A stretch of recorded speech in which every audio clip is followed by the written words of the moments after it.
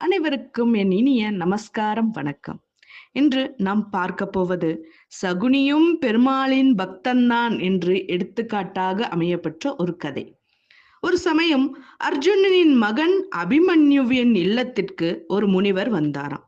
அப்பொழுது அபிமன்யு வீட்டில் இல்லாததால் அவரது மனைவி உத்திரையை சந்தித்து ஆசை அளித்த அந்த முனிவர் ஒரு முகம் பார்க்கும் கண்ணாடி ஒன்றையும் பரிசளித்து சென்றாராம். அந்த கண்ணாடியில் என்ன அதிசயம் என்றால், அந்த கண்ணாடி முன் நிற்பவருக்கு பிரியமானவர் யாரோ அவரதே முகமே அந்த கண்ணாடியில் தெரியுமா. சரி அப்படின்னு உத்திரையும் அந்த கண்ணாடியை உற்று பார்த்தாலாம். அவளது கணவர் அபிமன்யு தெரிந்தார் அந்த கண்ணாடியில். சற்று நேரத்தில் வீடு திரும்பிய அபிமன்யு கண்ணாடியை பற்றி விவரம் அறிந்து வியந்தான். சரி அப்படின்னு அந்த கண்ணாடியை அவனும் பார்த்தபோது அதில் மனைவியான உத்திரை தெரிந்தாள். அன்பு கயற்றால் இருவரும் கட்டியிருப்பதை கண்டு மகிழ்ந்தனர். அப்பொழுது அபிமன்யுவின் தாய்மாமனான கிருஷ்ணர் அங்க வந்தபோது கண்ணாடியை பார்த்து ஆச்சரியப்படுகிறீர்களே, என்ன விஷயம் என்று கேட்டார். அதற்கு அபிமன்யு சொன்னார், மாமா, இந்த கண்ணாடியில் நீங்கள் தெரிய மாட்டீர்கள். உங்களுக்கு அன்புக்குரியவர் யாரோ அவரே தெரிவாராம். உங்கள் மனதை கவர்ந்தவர் அத்தே ருக்மணியா இல்லை பாமாவா என்றாராம்.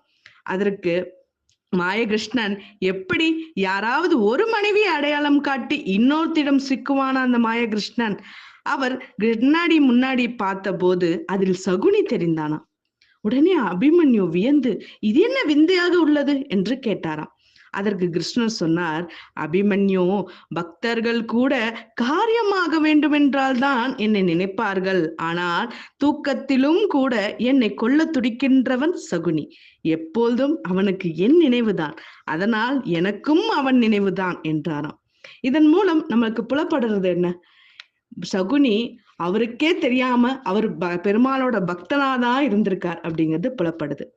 நாம கடவுளை வெறுத்தாலும் சரி, விரும்பினாலும் சரி, அவர் என்றுமே நமக்கு துணையாக தான் இருப்பார், நம் நினைவோடு தான் இருப்பார் அப்படிங்கிறது ஒரு எடுத்துக்காட்டு தான் இந்த கதை. நன்றி, வணக்கம்.